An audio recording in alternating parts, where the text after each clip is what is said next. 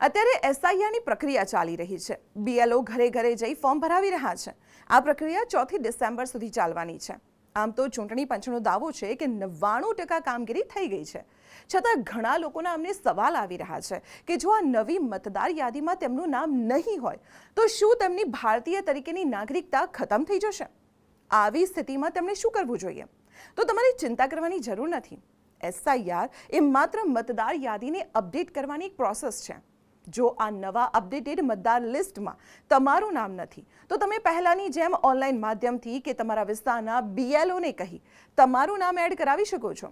એસઆઈઆરનો ઉદ્દેશ માત્ર મૃતક મતદાતાઓ, નકલી મતદાતાઓ કે સ્થળાંતર કરેલા મતદાતાઓ કે જેમના 2 જગ્યાએ નામ બોલતા હોય તેવા મતદાતાઓના નામ કમી કરવાનું છે. એટલે તમારે ચિંતા કરવાની જરૂર નથી.